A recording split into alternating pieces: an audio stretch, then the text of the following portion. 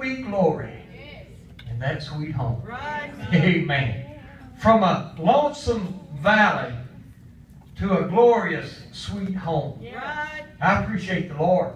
Amen. And I thought sometimes we maybe wonder why the Lord's laid things on our heart to preach.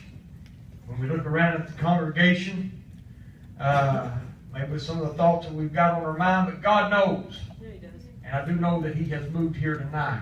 Amen. And I'm sure that most of us, if we went home right now, we'd say that we've had a touch from God. Right.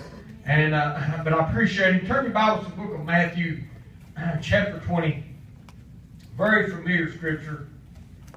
And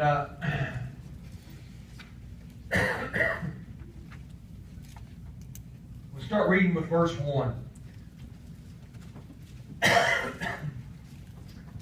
says, "For the kingdom of heaven is like unto a man that had an householder, which went out early in the morning to hire laborers into his vineyard.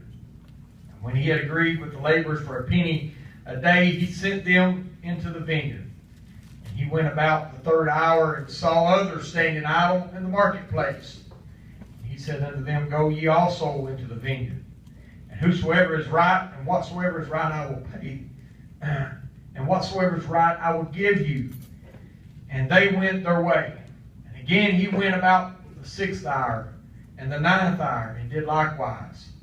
And about the 11th hour he went out, and found others standing idle, and said unto them, Why stand ye here all the day idle? And they say unto him, Because no man hath hired us.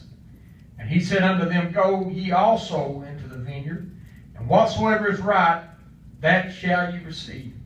So when evening was come, the Lord of the vineyard said unto his steward, Call the laborers, and give them their hire, beginning from the last to the first. And when they came that were hired about the 11th hour, they received every man a penny. But when the first came, they supposed they should have received more, and they likewise every man received a penny.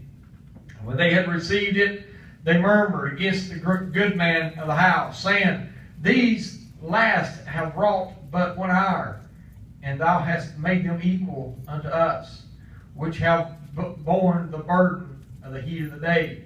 And he answered one of them, and said, Friend, I do thee no wrong. Didst thou not agree with me for a penny? Take that thine is, and go thy way. I will give unto this last even as unto thee. Is it not lawful for me to do what I will with mine own? Is thine eye evil because I am good? So that the last shall be first, and the first last. For many be called, but few chosen." Thank you for standing for the reading. And I thought as I read this, and I began to think, most of us, if you're a man, you should anyway, unless you've pulled your time and retired. But you get up and you go to work and you labor, and you do it for the cause of your family. Right. And I begin to think about, I get up every morning, I go to work, and I thought with the job I've got, there are some certainties and uncertainties, I guess you could say, in the future that we don't really know what might happen. Right. But I still know I got a job. Mm-hmm. In the morning I'm going to get up at 3 o'clock, and I'm going to start my day. And I begin to think about these men here as they went and they stood around the marketplace, and they began to stand there in hopes that somebody would give them a job. Right. Because probably without that job, there might not be no supper tonight. Come on now. There might not be no means for the family. Right. So they stand there, and as the man comes through and he hires and he takes them, and maybe others come through, I don't know, and they give certain jobs, and then he comes back in the 3rd hour, and they're still standing there, just hoping. There's daylight left, and he gives them a job, and then he comes back in the 6th hour, and the 9th hour, and so then you have those that was in the 11th hour. No doubt, as they stood there, but they were disgusted. Some of them probably dreaded going home and telling their wife and their children, we don't have nothing to eat tonight because I was not hired. I was not given a job today. So in that 11th hour, the man comes by and gives them a job. And I begin to think about that. And I begin to think about the generosity of God. How great a God that we are serving. And although there's been times that Sister Marcia, I was not worthy of the benefits and the blessings that came from God. There's times through my faults, through my failures, through my I guess you could just say my flat out rebellion against the things that God was having for me to do, that I was not worthy to reap the benefits, but God still had a mercy on me and still offered me the same blessing. And I began to think about that. I thought, how many of us are sitting there waiting on a call from God? A job, a place, a responsibility from God. And I began to think about His generosity. There's a guy that worked for me a year or so ago, and he had some learning disabilities. And the temporary service seen him, but I still yet I tried to work him and try to help him, but everything I gave him, it was just he just could not grasp it, and couldn't do the jobs. But a guy I worked with ran into him the other day at Taco Bell, and he came to work and he said, "Guess who's working at Taco Bell?" He told me. He said, "He's checked me out. He rang me, he's wanting to work at the register." I said, "You're kidding me." He said, "No." And but the thing about the reason I'm telling this story is he went in, and if you know anything about Taco Bell, they have their $5 boxes.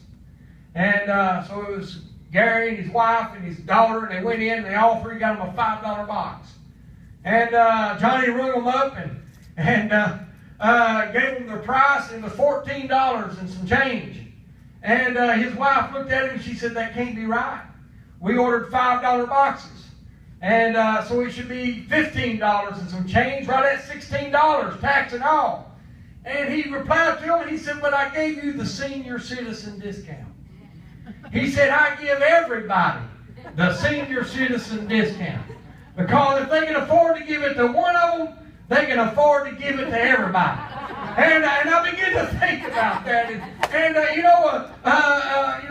The sad part about it is whenever he exits out that cash register at the end of the shift, and his boss goes into the office and he starts tallying up all of his figures, it ain't going to take him long to realize that everybody that came through Taco Bell, Brother David, wasn't over 60-year-old. So he's going to pay the consequences for that. And I thought, his generosity got the best of him. But I thought, we're serving a God tonight that makes no difference. I thought that he looked at us all, we're all the same. And I thought he's offering the same blessing for us all. Right. And I thought, a lot of times Sister Kathy and I, we go in places to eat. I have no hair, and she's getting a lot of gray hair. And we get the senior citizen discount, Brother Jonathan. And I don't complain. I'll take that little 10%, and I'm happy with it. But I thought, but when it comes to God, I thought there is no special discount. I thought He is the same God, yesterday, today, and forever. And I thought His benefits would go on and on and on. And I thought as we singing that song a while ago, like I said, when we get into this life that we're living in, and the burdens of life seem like they're just more than we can bear. And sometimes we just think we're going to fall and crumble under the load and under the pressures of this world and under this life. But I thought the same God that brought us through the last trial, the same God that brought us through our last heartache, the same God that brought us through our last burden is the same God that's going to carry us over again. We're living in a world where it's every man for himself. I thought, it seemed like, we used to, coming home from work the other day, there was a guy walking down 52, and I was complaining because the air conditioner in my car ain't working, and I had to roll the windows down, Brother David, and because it was hot. And the old guy walking down through there, and he never turned around, but every time he'd hear a car, he'd throw out that thumb. A few years ago, I'd stop and gave him a ride. But in the world we're living in today, I said, buddy, I'm sorry it's hot. But I just kept on driving. And I thought because of the circumstances of the hour that we're living in, people's attitudes have changed. Right. I thought, I remember, you might say, well, he was crazy for doing it. One day, Brother Sparks came home from work. It was on a Wednesday night. And he pulled up in the driveway and had a guy in the car with him that he picked up on his way home from Winchester. Brought him in the house, and he told Sister Sparks that he's homeless, he ain't ate, and he told him how many days. And she already had supper fixed. The guy sat down, and he just nibbled. And I'm sitting here as a kid, and I'm looking down, man, this guy ain't hungry, or he'd be tearing this up. I mean, she's a good cook. And he just nibbled at his food a little bit, and he just pushed the plate back, got up and walked out.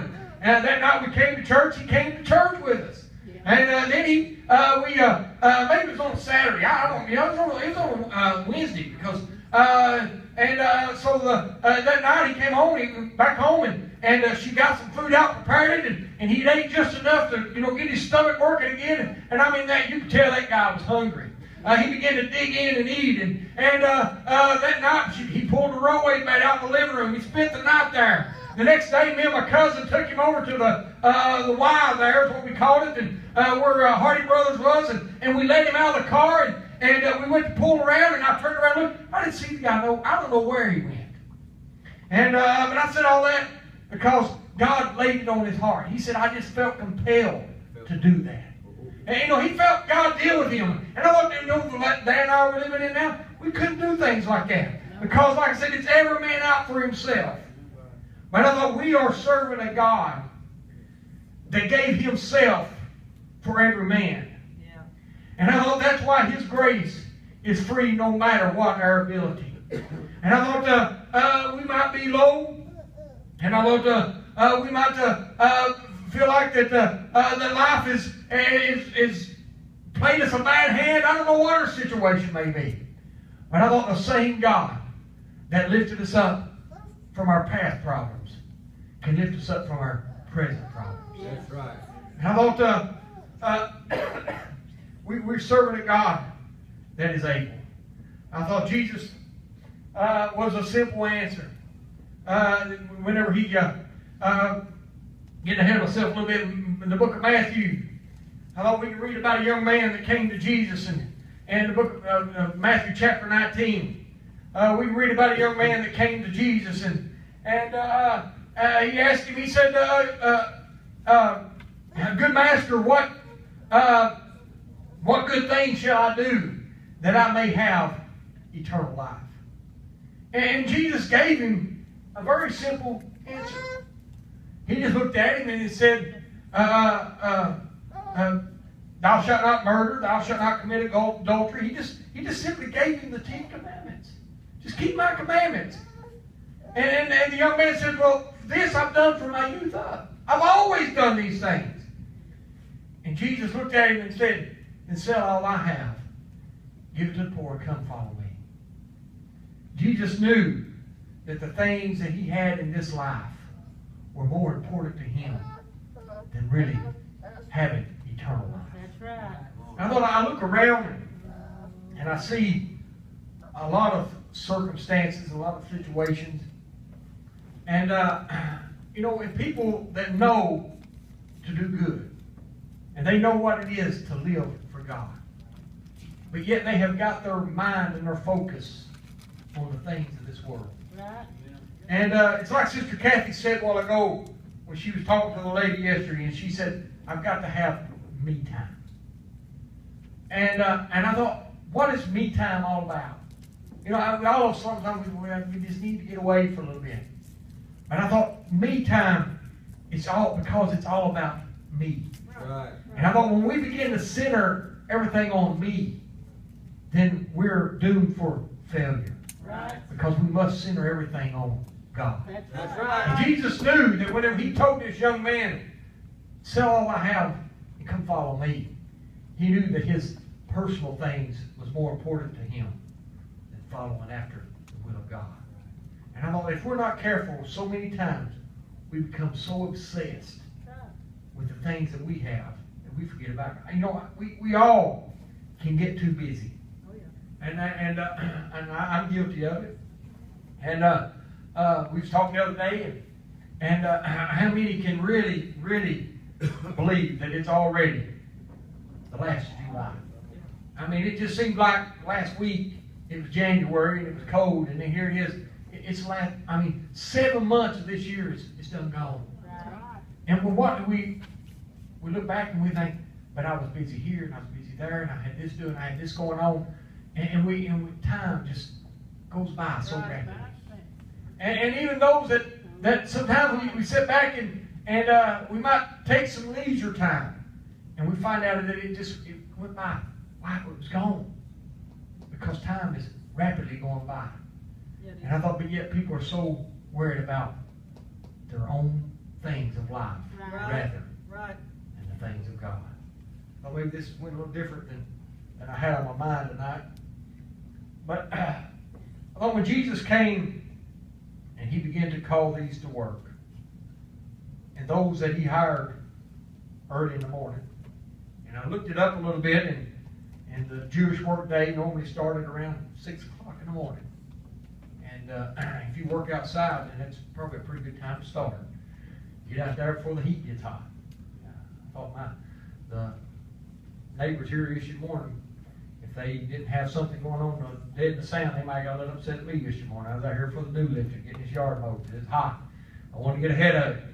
And I thought, because you got to get up early, and trying to get ahead of them. So no doubt that's what he was doing. But then he offered them a penny. This is your wage. And they agreed to work for that. The others, he never said, if you come to work for me, he just said, I'll give unto you what's right. I'll give unto you what you're hired. And he went on to work. And at the end of the day, they all reaped the same. And I thought the benefits of God is the same for us all. He's offered us all the same thing. Right. I thought he's offered us all a place of rest. He's offered us all that beautiful city. Right. Yeah. And I thought, we're all going to that same eternal home. Right. But I thought we got to get past me Yes. and look and say, I'm willing to do what you would have me to do, no matter the time. Right. They come against the song tonight. I hope it helps you. And I thought, let's don't be every man for himself, but look to God that gave himself for every man. And I thought, I'm glad I'm serving that God tonight. Sometimes the enemy will come at us and he'll try to oppress our minds. He'll try to get into our minds and discourage us. I thought, let's don't allow him to discourage us in this last hour. Right. I thought we're in a winding up time. Right. And I thought, Zach this morning, you may not want nobody say nothing about it, but he got there and he got laid off. And if you know, he works where they make automatic rifles, and him, Sister Lynn. And he said, I said, you mean it's that slow? He said, yeah. And me being who I am, I said, well, you just let one Democrat holler gun control and you'll be busy again.